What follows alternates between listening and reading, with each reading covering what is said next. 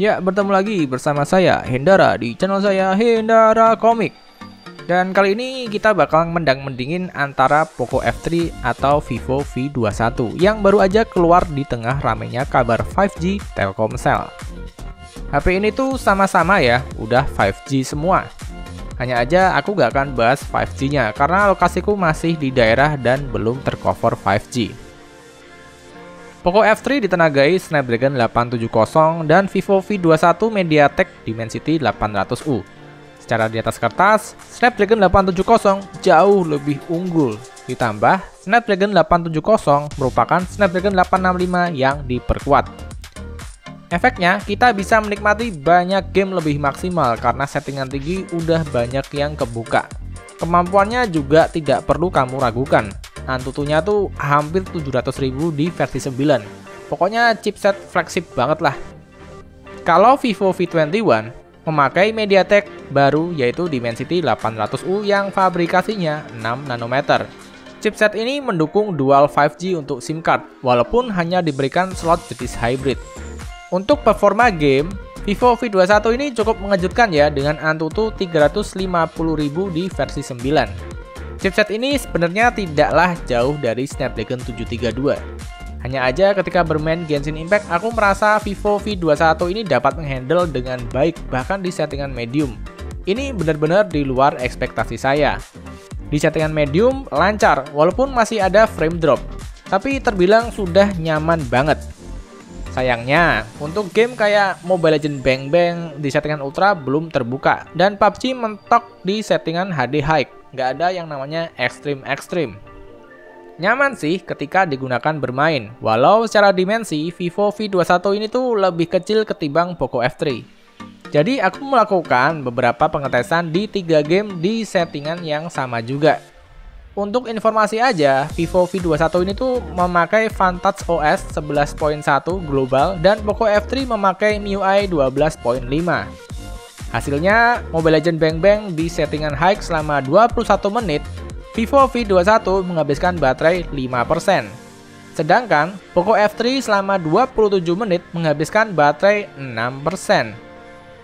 PUBG di settingan high pada Vivo V21, 10 menit bermain, baterai berkurang 1% aja. Sedangkan, Poco F3 selama 10 menit bermain berkurang 2% aja. Genshin Impact di settingan lowest atau medium 30 menit, Vivo V21 berkurang 9% aja. Dan hasil dari Poco F3 menunjukkan hal yang sama. Kalau dilihat dari angkanya, mirip-mirip ya antara Vivo V21 dan Poco F3. Jadi jangan lupa kalau Vivo V21 memiliki baterai yang lebih kecil daripada Poco F3 di 4000 mAh. Jadi bisa dibilang irit, walau pada pemakaian sehari-hari sih aku ngerasa Poco F3 dan Vivo V21 sama-sama aja baterainya.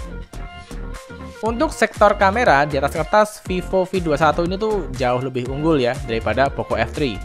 Di kamera depan, Vivo V21 memiliki 44 megapiksel dengan OIS juga, dengan dual LED flash sebagai cahaya pembantu, yang mampu merekam hingga 4K 30 fps. Wah, ini istimewa sih.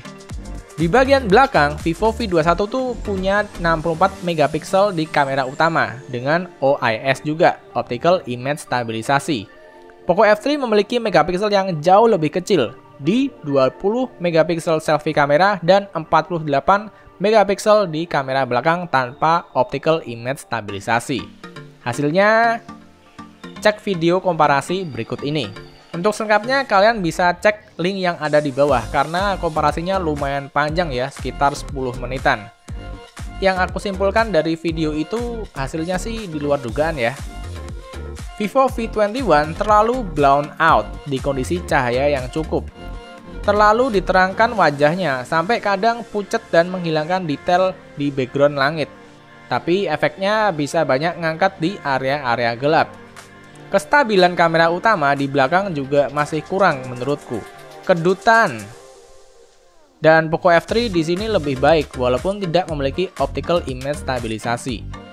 Warna Vivo V21 juga kelihatan mendem banget, terlalu natural kayak mode lock. Poco F3 terlihat warnanya tersaturasi ya, dan kadang kontrasnya terlalu tinggi sehingga kehilangan detail di area-area gelap. Ketika di kondisi resolusi video yang EIS-nya mati, Vivo V21 memiliki kestabilan yang lebih baik karena ada optical image stabilisasi yang dapat diandalkan ketika electronic image stabilisasi mati. Kecerahan layar bagus Poco F3 di bawah sinar matahari terik. Dan memang ya di atas kertas itu nits max-nya memang lebih unggul Poco F3. Dual video di Vivo V21 kurang banget di resolusinya 720. Udah gitu patah-patah dan detailnya berantakan. Untuk di area indoor dan low light, kamera depan Vivo V21 ini lebih baik ya dari sisi kestabilan dan detail. OIS-nya sangat membantu untuk mengurangi jitter yang banyak di HP-HP yang hanya punya EIS aja. Apalagi di resolusi 4K masih tergolong bagus dan yang terbaik untuk kamera depan di ring harganya. Hasil foto kamera belakang terlihat kurang detail ketika di zoom. Dan warnanya masih terasa mentah jika dibandingkan dengan Poco F3. Untuk harga 5,8, seharusnya Vivo bisa memberikan hasil kamera yang lebih baik. Ditambah lagi, seri Vivo kan terkenal dengan kualitas foto dan videonya.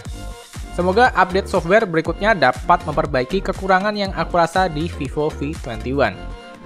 Jadi menurut penilaianku ya, kamera Poco F3 ini lebih unggul di banyak sektor. Sedangkan Vivo V21 masih lebih unggul hanya dari perekaman kamera.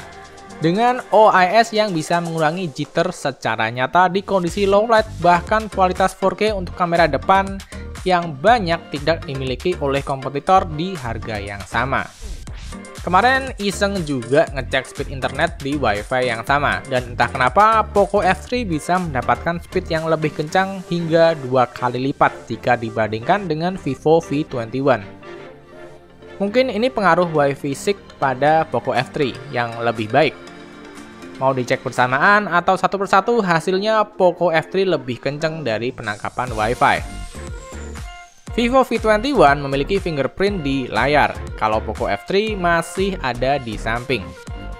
SIM card Vivo V21 hybrid, sedangkan Poco F3 dual SIM aja.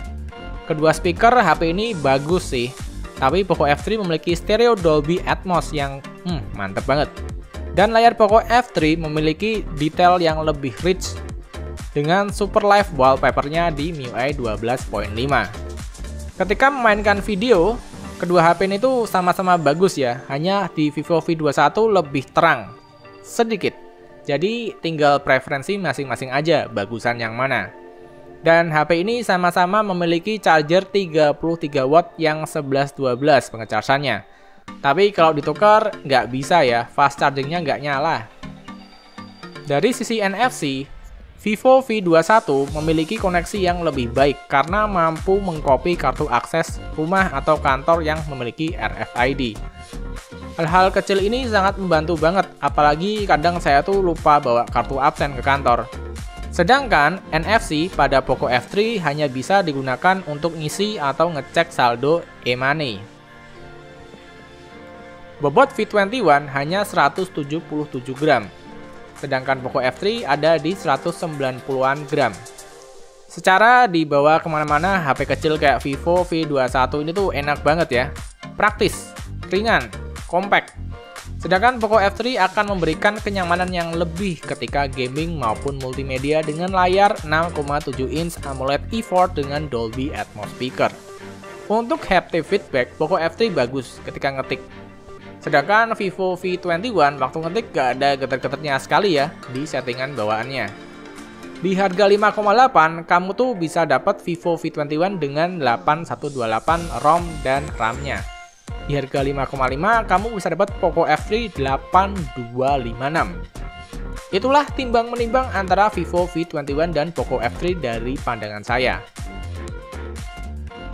Poco F3 masih lebih cocok untuk banyak orang menurutku. Dan untuk perbandingan kali ini, Poco F3 jawaranya sih. Dari sisi hardware, dari sisi foto, video, ganas banget, ciamik, performanya nggak diragukan. Tapi aku harap ya, untuk Vivo V21 memberikan update untuk sektor kamera yang menurutku masih bisa diperbaiki melalui update software. Karena desain compact yang minimalis ini mudah untuk dibawa kemana-mana. Sayang banget kalau kurang maksimal di bagian kamera. Waktu aku lihat channel lain, ada yang membandingkan foto dan video antara Vivo V21 dengan Vivo V20 yang memiliki chipset Snapdragon 720. Dan hasilnya, aku merasa Vivo V20 menghasilkan video dan foto yang lebih baik walaupun tidak memiliki dual OIS. Segitu aja sih komparasi dari Poco F3 dan Vivo V21 menurutku. Buat yang punya pendapat lain, bisa tulis di kolom komentar di bawah. Dan sekian aja dan sampai bertemu di video berikutnya. Terima kasih yang udah menonton bacotan saya dari awal sampai akhir. Bye!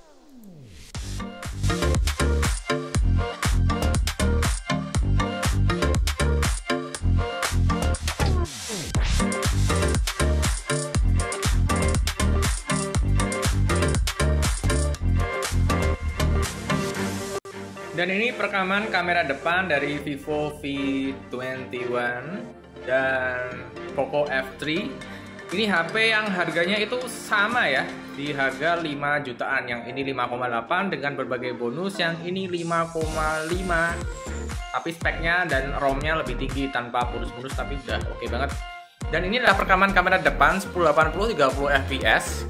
Masih kayak di Redmi Note 10 tadi ya, yang Poco F3 ngezoom banget. Dan untuk warnanya, aku nggak tahu nih bagus yang mana. Kita harus nonton bareng-bareng kedua video ini di TV ini biar bisa tahu bagus yang mana. Just that. Dan ini adalah perekaman kamera belakang Vivo V21 dan Poco F3. Di sini ada kamera Deno SHF, direkam dengan 1080 30 fps. Dan seperti ini hasilnya. Apakah akan sama kayak Redmi Note 10 Pro yang tadi? Dari warna dan tone-nya.